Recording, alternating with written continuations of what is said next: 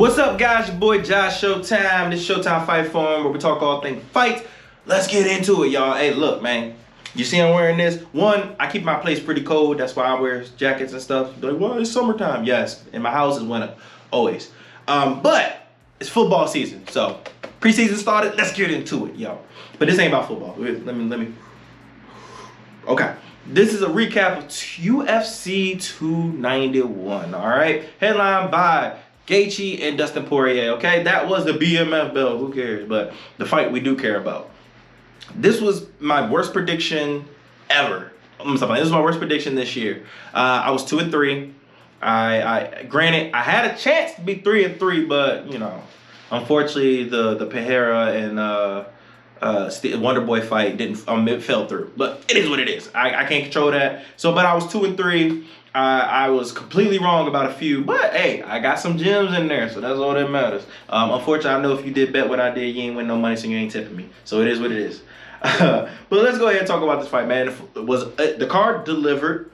I was watching that and the Crawford fight at the same time, which realistically mean I was really watching the Crawford fight, which means I only missed the Alex Pereira fight, which with John, and then I think I missed the fight before that. But for the most part, I pretty much watched the entire card. I missed like the first maybe 30 seconds or so of the Justin Gaethje fight, but I rewatched all these things, so I'm hip now. But let's go into the first fight. The first fight, I was 1,000% wrong. All right, I was 1,000% wrong. Kevin Holland versus Micah Chiesa. Chiesa got washed. All right, he got washed. Kevin Holland, you did good. you not only hurt him on the feet, but you submitted him. I didn't see that happening. We got to put some respect in Kevin Holland's name, man. He's a force at 170. All right, there's a lot of favorable matchups. Now, granted, he's also going to struggle going to the top because the top is really wrestling based, wrestling heavy. He seems to be getting better with his takedowns, but Michael Chiesa compared to like a Usman, compared to a Colby Covington, it's going to be a bit of an issue. However, imagine a fight between Leon Edwards and Kevin Holland. It's very possible. It's a very winnable fight if you really want to think about it. Not to say that he will win because Leon is a good striker, but he has a bit of a suspect chin. He's gotten clipped by people. So Kevin Holland can't thump. So we got to put respect on him. Chiesa, I don't really know what's next for you, my brother. It might be time to retire because that wasn't good. Don't know what to tell you. But you know, you're a pretty good teacher. I probably think coaching might be next. Title aspirations are pretty much out the window now, I think. Especially since you're older now. You're at a weight class where the guys can wrestle, so you can't really use it as much as you will prefer to. So yeah, I'm probably hitting the retire unless you just want to keep making money, which I respect. All right, now the next fight we're gonna talk about, which I was right about, which I'm gonna be honest with you. Some fights it's like, it's easy. Like I kind of knew it was already gonna happen, but it is what it is, and I had to bet him anyways. And that's Bobby Green versus Tony Ferguson. Obviously, Tony's washed now. He's no longer the Tony Ferguson of 5 years ago. Bobby Green is a pretty good fighter. However, I will give Tony Ferguson credit. He dropped him. I ain't see that coming. I mean, granted, Bobby leaves himself open all the time because he bases his defense off of head movement, and you just gotta catch him. Like the best way to catch a person that loves to use his head is honestly just keep throwing punches.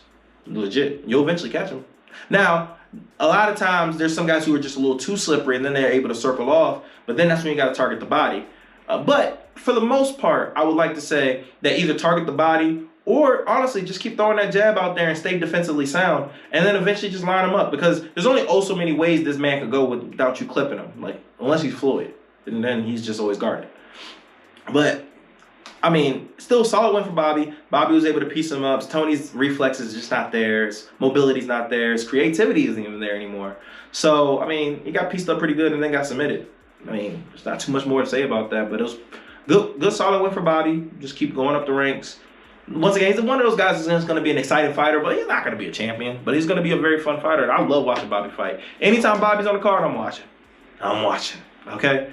All right, now the next fight we got to talk about is going to be Derek Lewis. All right, now let me just go ahead and say, Black Beast, I apologize for doubting you.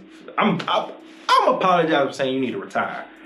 What you did was flawless, man. Not only you knocked the man out in 30 seconds, but then you took your drawers off like a goon. I respect it. I mean, Here, I will also say, I was already in New Orleans by the time that he was weighing in.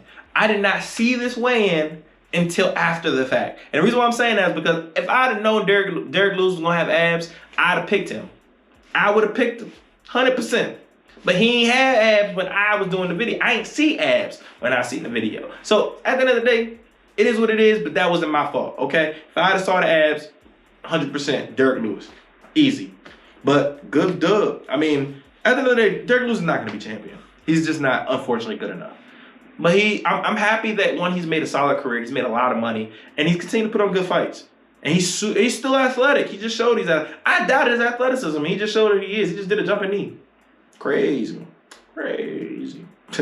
But, all right. So let's go ahead and move on from that. Now, the fight that was kind of controversial, but then I watched the fight. Because like I said, I ain't see it. I just was reading Twitter and people talking about it was controversial. And that was the John Blachowicz fight versus Alex Pereira. What the hell are we debating about? It's clear who won the fight. Alex Pereira clearly won. Like, it's not even debatable. Alex won the second and third round. I don't really... John controlled all of the first. He won the first round pretty solidly. But Alex did nothing for like a minute and a half when he took him down. And then he got pieced up the entire round after that. Like, he got pieced up in the stand-up department. It wasn't that close. He was getting his legs chopped down to the point that it was actually affecting his mobility. And then he was getting pieced up. Third round, bits of the same pieces. He was getting pieced up. I mean, I'm very surprised, man. I'm surprised that Alex was able to defend some of the takedowns, but also able to work his way up and not get deterred from the fact that he was getting taken down. That I gotta give you my respect, man. And it's crazy because Alex is about to walk right into another title shot. Really undeserving. But he's in two weight classes that kind of needs another contender. Where 205 doesn't have a real champion. Like, everybody keeps forfeiting their belts. Who's the champion? Is it Jiri? And Jiri versus Alex Pereira, good lord. Jiri's going to die. Like, it's going to be bad if they fight. Jiri's going to have to wrestle. And I don't know if he's really that type of guy to do that often. He likes to stand up. And he's open often. Like, I mean, good luck. That's an interesting fight. I mean... Ankalaev is a good fight. I mean, it's a tough fight for him to win. Even though he's good on the stand-up department, he's a great wrestler, and he will probably have his way with Pereira. But outside of Ankalaev, I don't really know who else at 205 that I might take over him. So this is gonna be fun, and it just goes to show, man. Like, after John Jones left, it's been chaos. Cause if John Jones was there, Alex Pereira's dying, like ASAP. It would look just like the Cyril Gane fight. But, you know, it is what it is. It was a good fight. It was very competitive. I was shocked. I thought he was going to be able to take him down and make him his punk for 3 rounds. Ain't happened. So, respect. Now, the fight that we was all there for. I mean, even it ended in the second round, however, it wasn't the slugfest that everybody expected, which I kind of said. It was going to be a little slower. But because these guys, once again, I don't think that wars are in their best interest anymore. They're they're older.